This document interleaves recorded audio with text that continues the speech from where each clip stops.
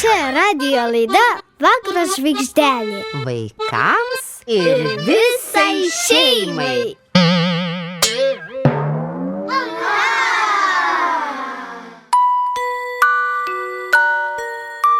Aš manau, kad žvaigždės šviečia todėl, kad žmonėms būtų šviesiau. O jeigu žvaigždžių niekada nebūtų, tai žmonės labai lengvai pasiklystų per vieną gal sekundę.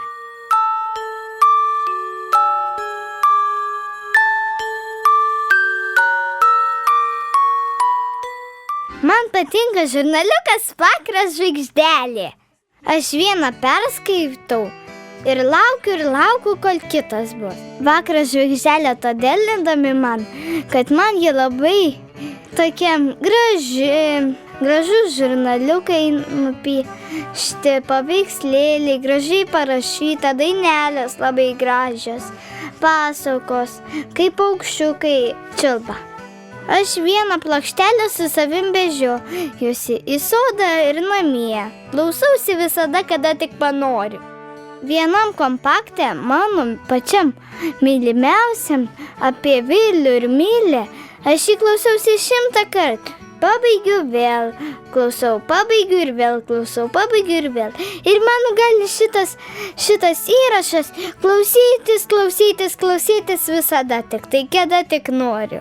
Todėl, kad jisai labai gražiai yra papasakojimas. Ir kaip jie susidraugavo, niekada vienas kito nepaliko. Draugavo ir nesusipyko. Nepabijokit, dar iš jų tyčiojasi.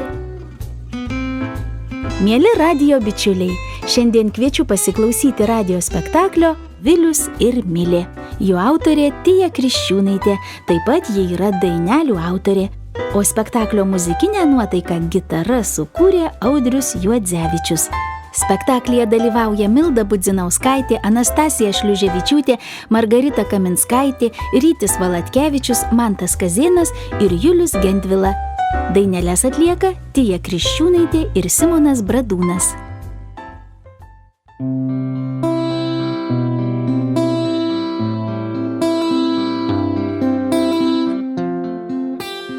Šiandien jums papasakosiu apie pavasario gatvę. Na, tiksliau ne visai apie gatvę, bet apie joje stovinčius daugiaaukščius. Nors iš tikrųjų, tai ne visai apie daugiaaukščius, o apie jų gyventojus. Ach, ne visai apie gyventojus, o tik apie mergytę Milę, berniuką Vilių, jų mamas, tėčius, drauges ir draugus. Mat kiekvienoje gatvėje kartais vyksta nepaprastai paprasti, sakyčiau, netgi stebuklingi dalykai, kuriuos pastebėti gali tik labai įgudusių ir nuoširdaus stebėtojo akys. Milė savo akites stengiasi kuo geriau prižiūrėti ir kas rytą atsibudusi nusiprausdavo savo veidelį šaltų vandeniu, pavalgydavo gardžios košės su mėlynių uogiene, švelniai pabučiuodavo mamytę ir tėvelį ir įskubėdavo į mokyklą. Kamilė ir Rugilė buvo Milės draugės. O ką reiškia geriausios draugės, paklausite? Geriausios draugės tai tos, su kuriomis būna labai gera.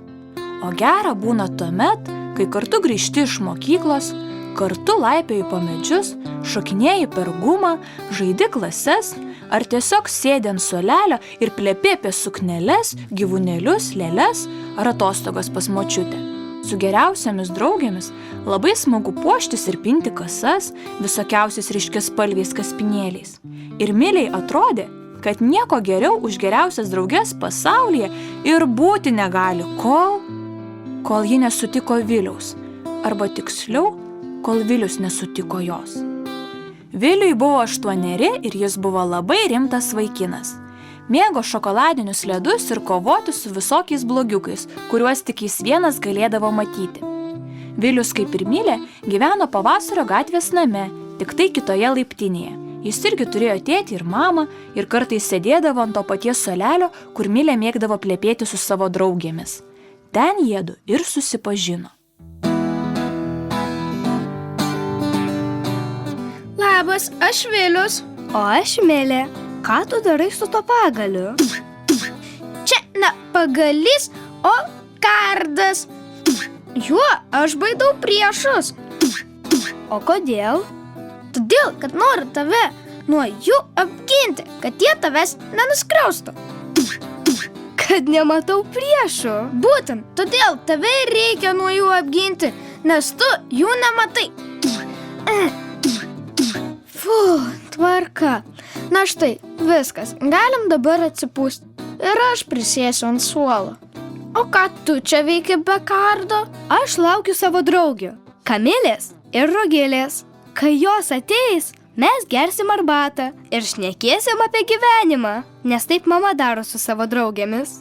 O mano mama, kai grįžtu namo, visada garsiai rėkia: pakabink striukę ir nusiplauk rankas, arba dar paruošk pamokas ir reik valgyti. Ir tada aš turiu valgyti tokią labai neskanią košę.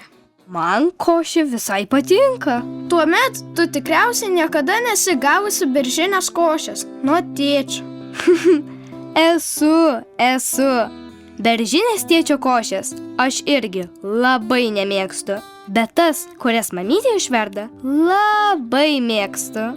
Žinai, o aš kartais pagalvoju, kas būtų, jeigu vietoj tėčio turėčiau dar vieną mamą. Tuomet tikriausiai niekada į kailį negaučiau. Bet jeigu turėtum dvi mamas, kas tuomet tave iškeltų aukštai ir pasuptų? Arba kas atsuktų stiklainį agurkų ir sutaisytų visokius mamos prietaisus? Apie tai nepagalvojau. Na, tada gal reikėtų turėti du tėčius. Tuomet nereikėtų striukės pakabinti, galėčiau rankų neplauti ir nereikėtų pamokų ruošti. Gal būtų ir neblogai? Bet kas tave pabučiuotų prieš miegą? Ir keptų bandeles su cinamonu, ar papuoštų tavo kambarį gražiamis užuolaidomis? Man atrodo, kad geriausia yra turėti vieną mamą ir vieną tėtį. Vėliau, gal nori išgerti su manimi arbatos, kol dar visai neatšalo?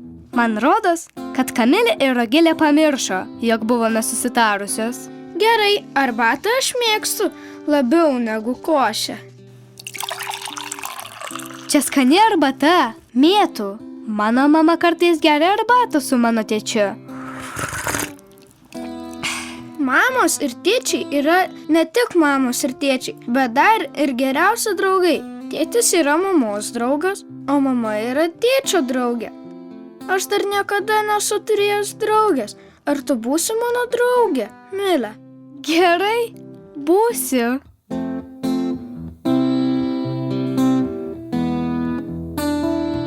Ir nuo tada Vilius ir Milė tapo draugais. Kartu kovodavo su nematomais priešais, laipiodavo po medžius, žiūrėdavo į debesis arba bėgiodavo po pievą susikibę už rankų. O saulėtomis pavasario popietėmis pavasario gatvėje susitikdavo ant suolelio pasišnekučiuoti ar išgerti arbatos. Ir Milė visa širdele jautė, kad ta arbata buvo kažkuo labai kitokia ir ypatinga. Tokia pilna grožio, gėlių ir drugelių, visai kitaip nei jie geriant su mergaitėmis, nors arbata rodos ir tokia pat, kaip visada, mėtinė.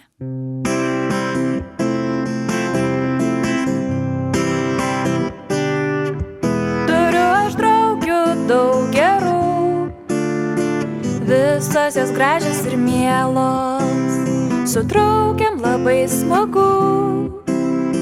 Būna šiek tiek paplepėjus, su draugėm labai gerai, gerti arbatą mėtų ir eit apsipirkt vakarais, kad nuotaika praskaidrėtų, bet kai tu pas mane ateini, viskas kitaip, nes aš tik noriu būt graži, princesė palaidais plaukais, kai tyliai į mane žiūri tu, viskas kitaip,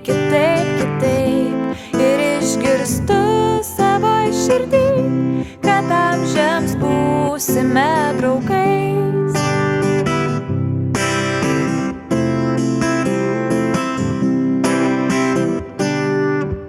Turiu aš draugių daug gerų, visos jas mėgsta grožėtis mano suknelėm žaislais ir per balą šokinėti.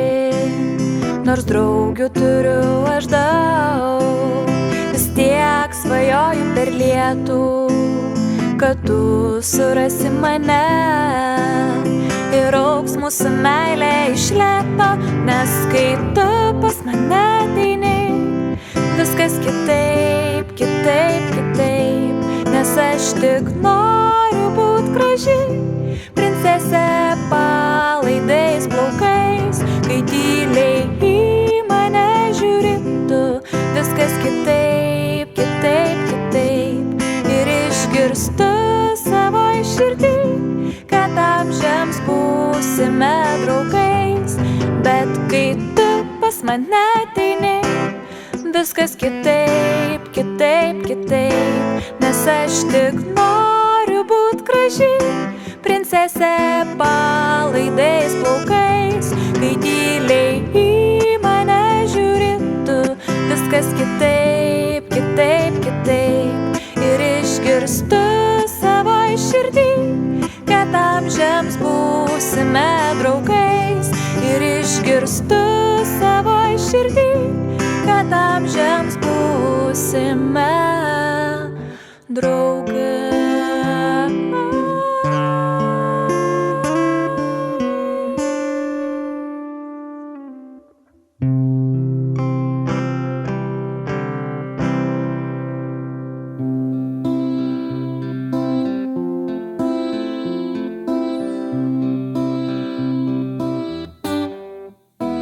Taip dainuodavo Milė sau tyliai vakarais prieš užmigdama ir kai labai pasiilgdavo Viliaus.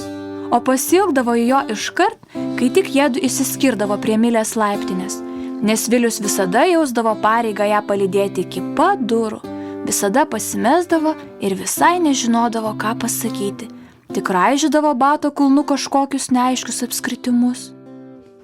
Na tai, aš eisiu jau namo. Tu irgi eisi. Ačiū, kad palydėjai. Gal rytoj vėl susitiksime? Rytoj ir tau ramių sapnų saldžių blusų.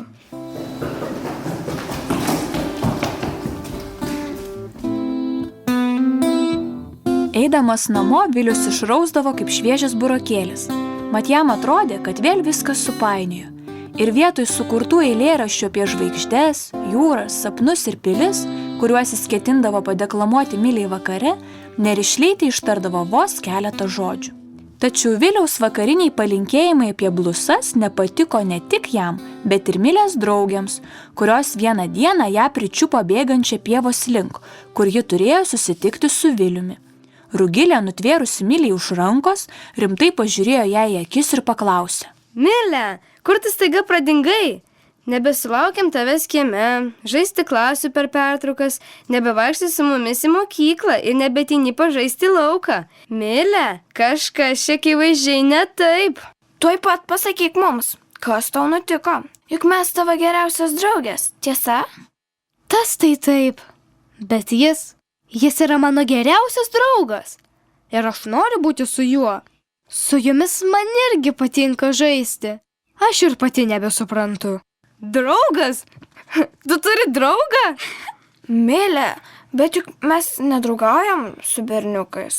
Žinai ką, jeigu tu ir toliau žaisi su visokiais ten berniukais, o ne savo geriausiamis draugėmis, tai mes su tavim iš vis nebedraugausime. Taip, Rugilė, tu visiškai teisi, mes čia daugiau nedraugausime. Eime, Kamilė, šiandien supinsiu tau pačią gražiausią pasaulyje kasą, kokias Milė be savo geriausių draugių tikrai niekada neturės. Gerai, Rugilė, eime. Mergaitės, palaukit, aš irgi noriu su jumis. Noriu, kad būtumėt mano draugės. Tiesiog su Vilium viskas kitaip negu su jumis.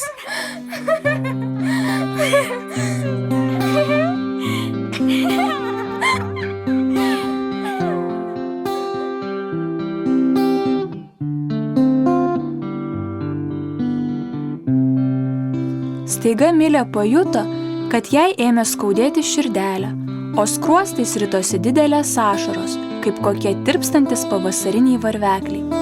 Mat ji tikrai mylėjo savo drauges – Rugilę ir Kamilę. Tačiau Vilius buvo jos sielos draugas. O sielos draugas yra tas, su kuriuo gali kalbėtis be žodžių ir kuriam visai nerūpi, ar tavo kasos yra pačios gražiausios pasaulyje.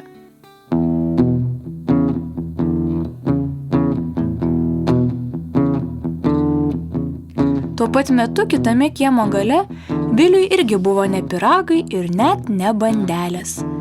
Mat jis ką tik susiginčė su savo draugais ir dabar jau stipriai gniaužė savo kumščius, norėdamas trinktelėti kitiems berniukams. Ir tik jo angelas sargas laikė švelniai jį priglaudęs prie savo krūtinės, neleisdamas jam to padaryti. Sauliau, tučtuojau atsiprašyk už tai, ką pasakei.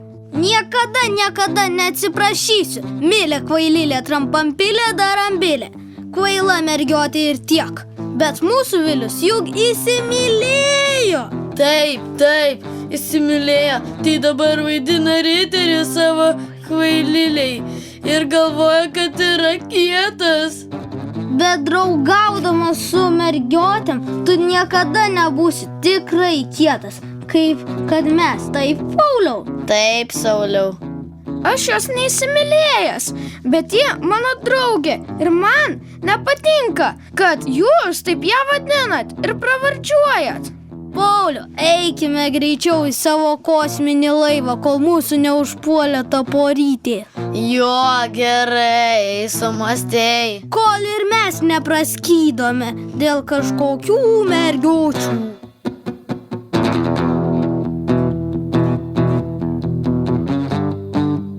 Ir berniukai nuskubėjo, o Vilių jo angelas sargas nuvedė ant suolelio prie smėlio dėžės, kur šiuo metu dėl įvykių su savo draugėmis raudojo Milė. Vilius nieko jai nesakė, tik prisėdo šalia ir smėlyje braižė visokias raides, savo nevilties pagalių, kokius paprastai gatve tempia maži vaikai, kai pasidaro sunku arba liūdna. Viliau, o tu turi geriausių draugų? Kad nežinau. Ką tik susipykau su Paulium ir Saulium. Nors galvojau, kad jie yra mano geriausi draugai. Ant manęs draugės irgi kažko supyko. O kodėl tu susipykai su Saulium ir Paulium? Nes, jie negražiai tave vadino ir sakė, kad aš tave įsimylėjęs. Viliau, o tu ar esi mane įsimylėjęs? Aš tavęs neįsimylėjęs, Milė. Bet aš tave myliu. Ir tuoj pat vėl nuraudo kaip burokas. O Milė droviai nusišypsojo ir švelniai prie jo prisiglaudė kaip mažas kačiukas. O paskui jie abu nusprendė nebekreipti dėmesio į viską, ką žmonės sako, bet klausyti savo širdies.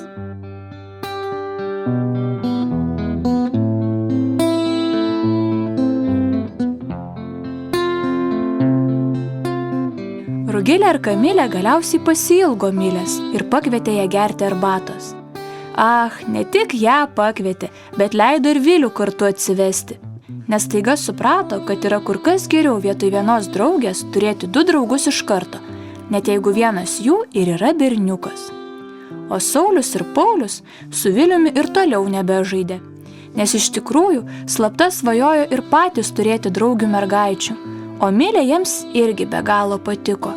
Todėl stengėsi laikytis nuo jos ir Viliaus kuo atokiau, mat labai jam pavydėjo.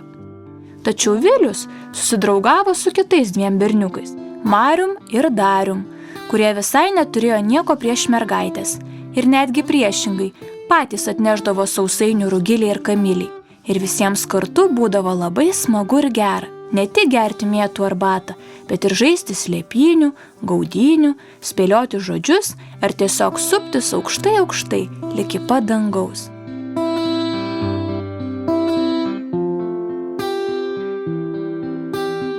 O Vilius ir toliau saugojo Milę nuo visų nematomų ir matomų priešų. Tam tikslui net susirado dar vieną medinį kardą, Milės vadinamą pagaliu, ir buvo pasirengęs narsiai ginti ją ir jų draugystę.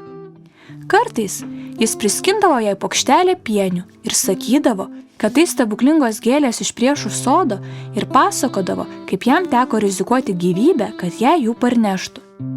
O Milė pasidėdavo pienės namuose prie lovos, kad galėtų sapnuoti savąjį princą, kol ateis naujas rytas.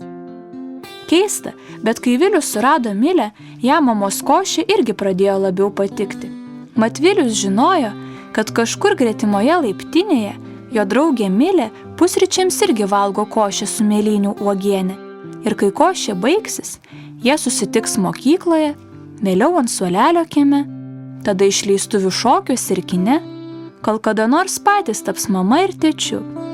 Ir kažkurį pavasario rytą, pavasario gatvėje, virs košė su mėlynių uogiene savo sūneliui ir dukrytei.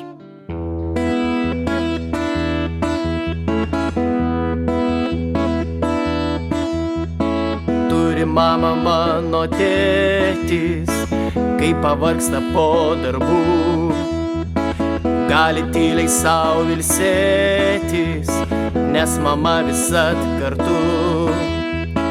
Turi saulę debesėlis, kai jo nuotaika prasta, gali po lietaus grožėtis, kai sveikina aušra.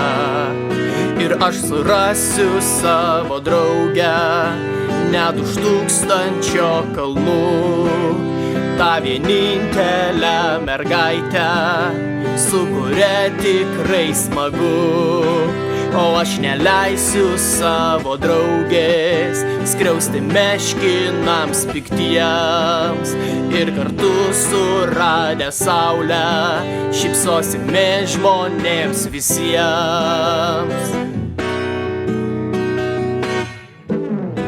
Mano tėtis turi mamą, kai jam liūdna ar sunku, gali gert su ja arbatą ir svajot lyg debesų.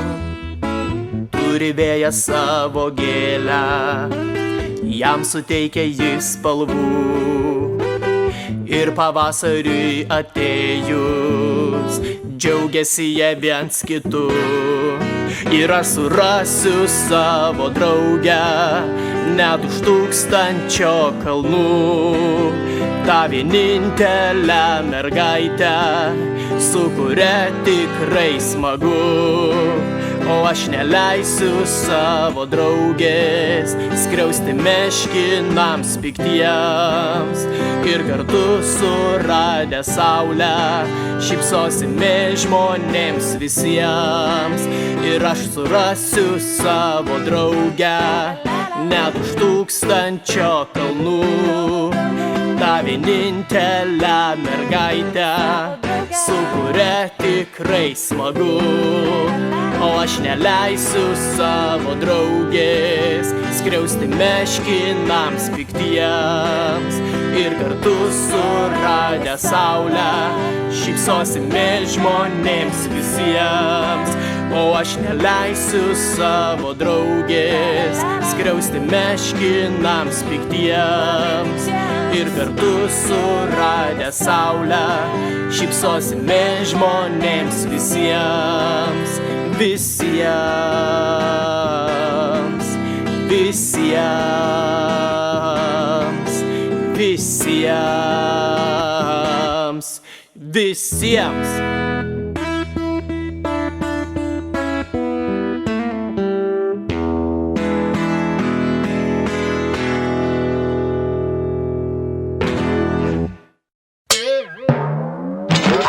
Čia radijo laida Vakaro žvaigždelė. Vaikams ir visai šeimai. Girdėjote muzikinį radijo spektaklį Vilius ir Milė.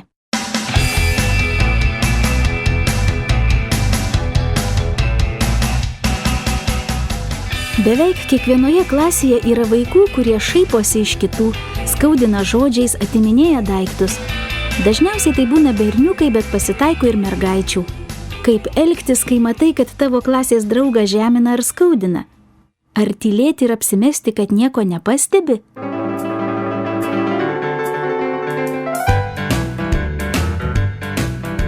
Nebūk abejingas, pasikalbėk su savo klasės draugais. Gal sudarysite komandą, gal sugalvosite planą, kaip sustabdyti tą, kuris organizuoja patyčias. Jei ne jūs, tai kas tada sustabdys pašaipūną? kas apgins silpnesnį? Tik geri draugai. Rašytoja Lorna Byrne savo knygoje Angelai man glosto plaukus yra pasakiusi, kad visi turime vienokius ar kitokius sparnus, net jei jų nepastebime savyje ar kituose. Iš tikrųjų, mes visi esame angelai. Iki naujų susitikimų, mielas radijo bičiuli. Kiekvienas žmogus nuostabus. Sudie. Man patinka giesmelė nuo ryto aušros iki vakaro žaros. Galiu aš ją padainuoti. Nuo ryto aušros iki vakaro žaros šlovinam tave, mūsų viešpatie, savo meilę nuoširdžią. Jėzau, apgaubei mane, kai pakviečiu į save, gyveni tu širdyje.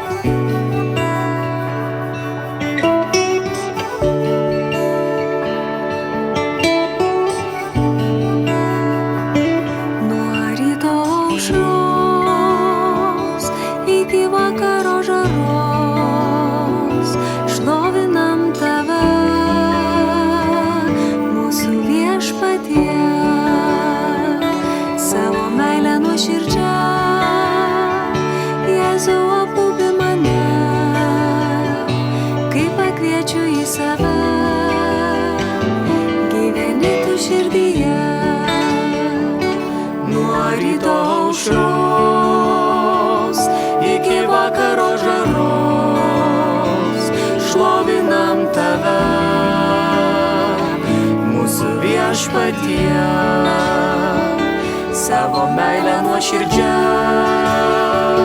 Jėzau, apgaubi mane, kai pakviečiu į save, gyveni tu širdyje.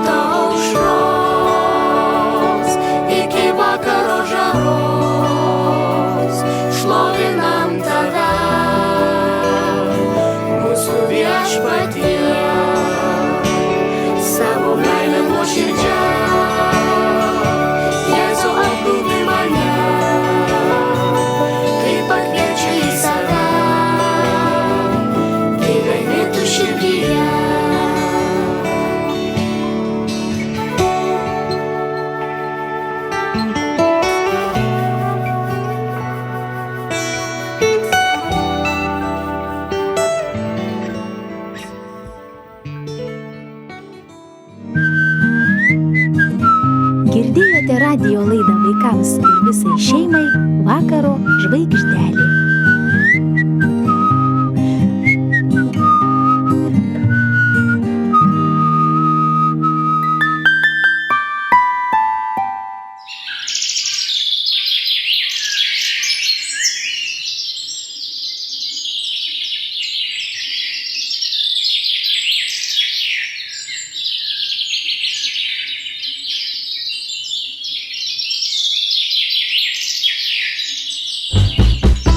Kaip vasara džiaugsminga ir smagi, Vakaro žvaigždelė skuba pas vaikus.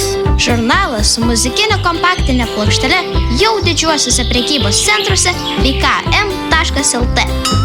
Praleisk atostogas su dainomis ir pasakomis. Daugiau informacijos žvaigždelė.lt.